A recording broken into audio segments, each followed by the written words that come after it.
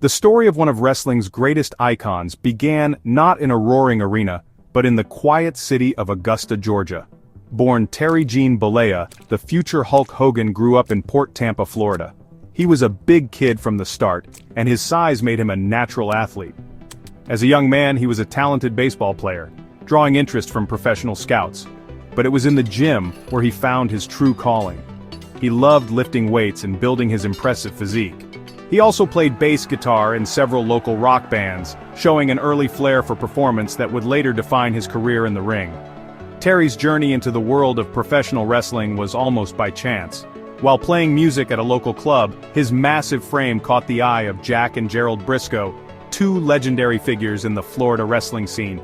They saw something special in the young musician, a combination of raw power and natural charisma.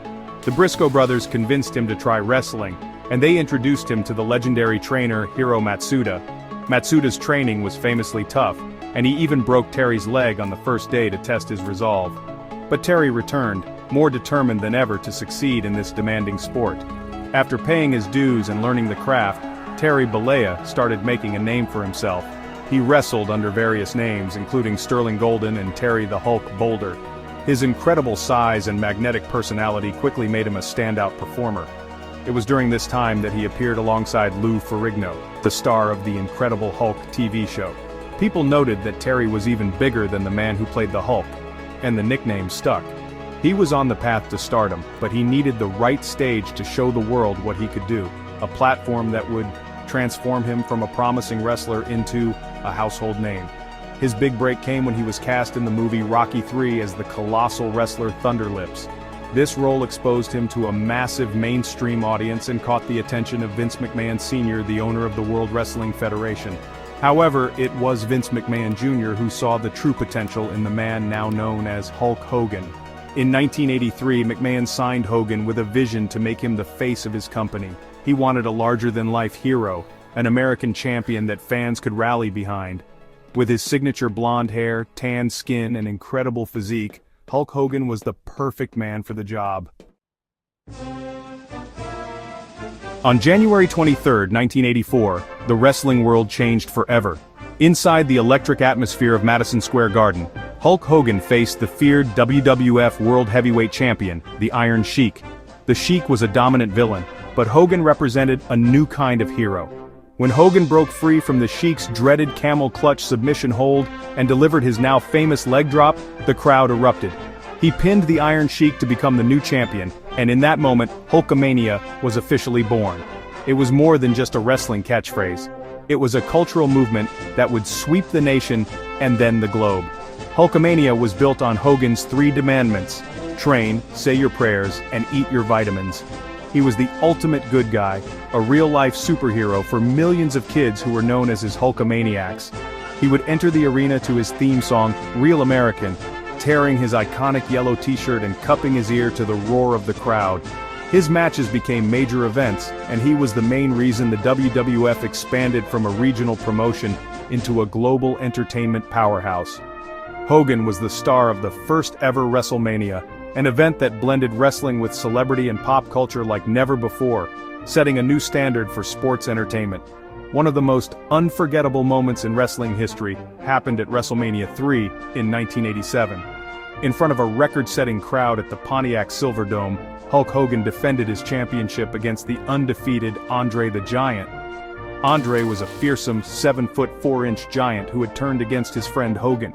The match was built as the irresistible force meeting the immovable object. The defining moment came when Hogan did the impossible. He lifted the 520-pound Andre and slammed him to the mat in a feat of strength that is still talked about today. He followed it with a leg drop to secure the victory, cementing his status as a legendary hero. Hogan's popularity was not confined to the wrestling ring. He became a massive pop culture figure, appearing on magazine covers, talk shows, and in Saturday morning cartoons. He was a marketing machine, with his image on everything from lunchboxes and action figures to vitamins and video games. His charisma was undeniable, and he starred in his own movies like No Holds Barred and Suburban Commando.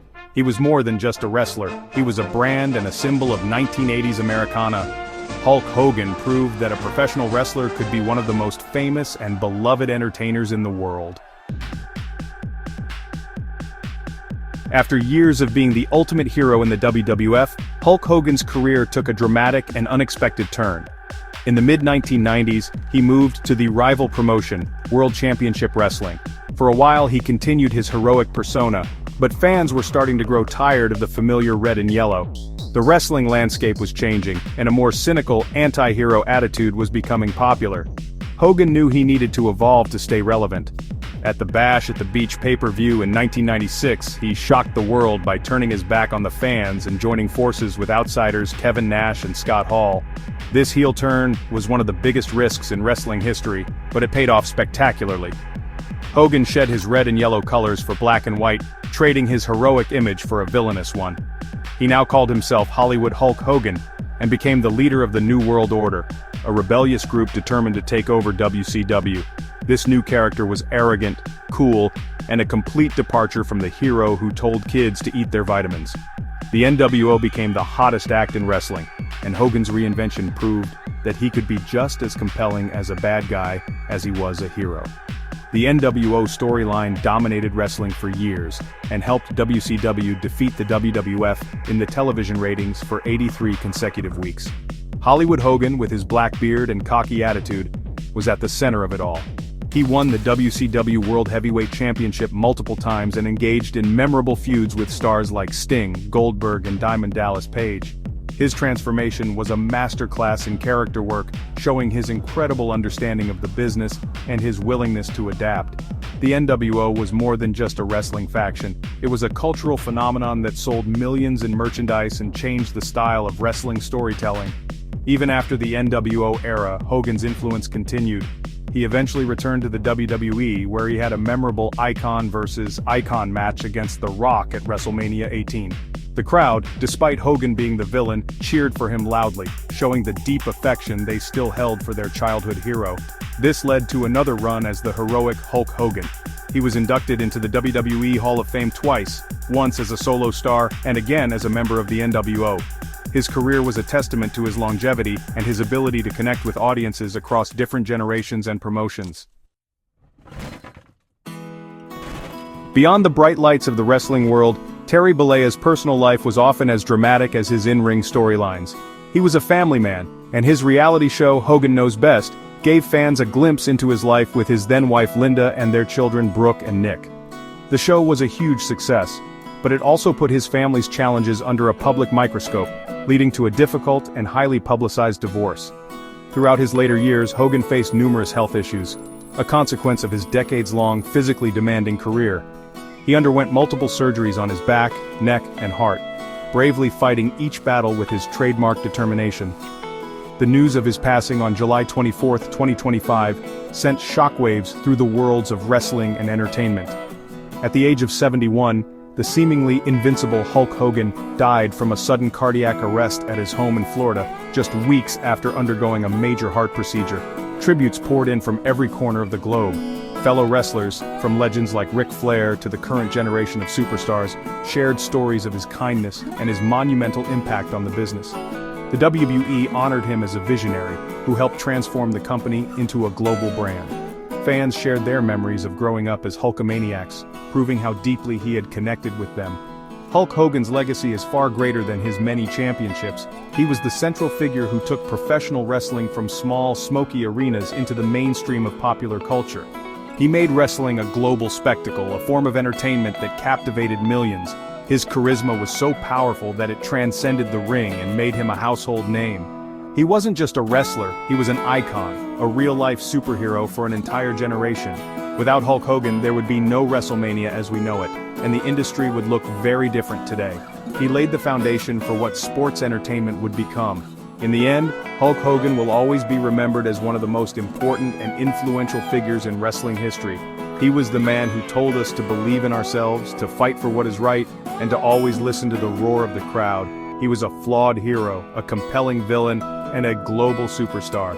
He created moments that will be replayed forever and inspired countless fans and future wrestlers. Though the final bell has rung for the Hulkster, the echoes of Hulkamania will continue to run wild for generations to come, brother.